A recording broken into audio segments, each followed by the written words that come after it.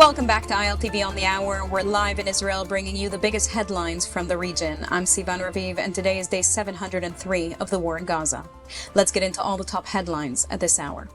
Israel is reeling tonight from dual tragedies. In Gaza, 4 IDF soldiers from the Torah company of the 52nd Bokim Battalion were killed this morning in what the army described as a very severe operational incident.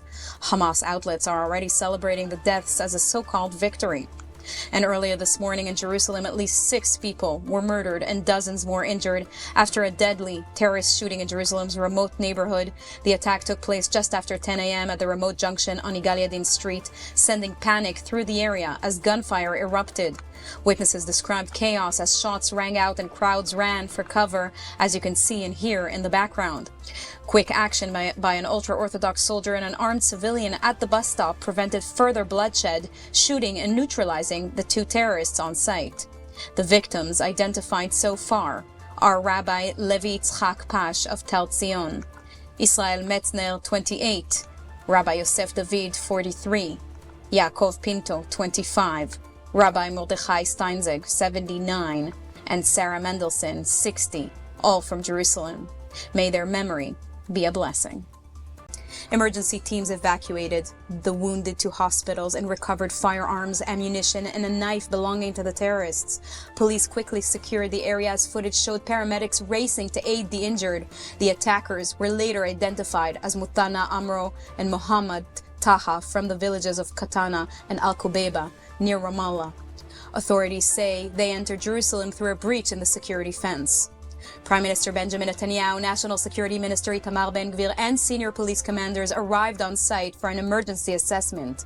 Simultaneously, IDF units encircled areas near Ramallah in a broader counter-terrorism sweep to prevent follow-up attacks. Here's Prime Minister Netanyahu speaking from the scene. אנחנו עכשיו במרדף, בכיתור של הכפרים שמהם באו המרצחים, ואנחנו נשיג את כל מי שסייע באדם, ועוד מי ששילח אותם. ואנחנו ננקוט בצעדים קשים עוד יותר.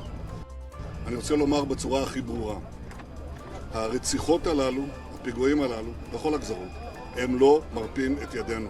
הם רק מגדילים את הנחישות שלנו, להשלים את המשימות שלקחנו על עצמנו. גם בעזה, גם ביהודה ושומרון, בכל מקום.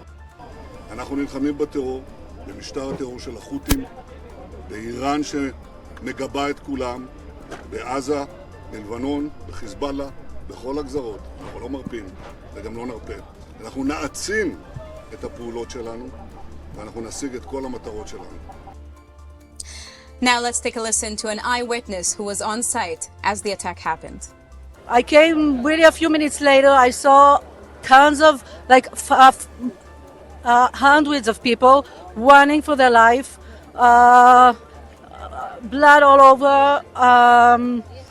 It was a really hard place over here. People on the floor. This place over here is full of people every day. Just full of people, hundreds. I think there were here maybe 300 people. Shortly after the terrorist attack, some reactions came from world leaders. The United Arab Emirates condemned the incident, describing it as a terrorist shooting attack. French President Emmanuel Macron also denounced the violence, saying France strongly condemns the attack in East Jerusalem. He offered condolences to the victims' families and the people of Israel, adding that, quote, "The bloodshed must stop. Only a political solution can bring lasting peace to the region." In other news, it is day 703 of the war in Gaza. A multi-story building in central Gaza has collapsed following multiple IDF strikes captured in footage that shows it falling apart within seconds. Earlier, the IDF had issued evacuation warnings to residents in certain blocks, citing the presence of Hamas underground infrastructure and explosive devices around the targeted structure. Palestinian media report that the building was hit twice before collapsing. Meanwhile, in Lebanon's Bekaa Valley, Israeli aircraft struck multiple Hezbollah targets, including militant training camps and weapon stockpiles, according to the IDF. That's a wrap for this edition of ILTV, broadcasting live from Israel and the heart of the Middle East. I'm Sivan Raviv. Thank you very much for watching, and stay safe.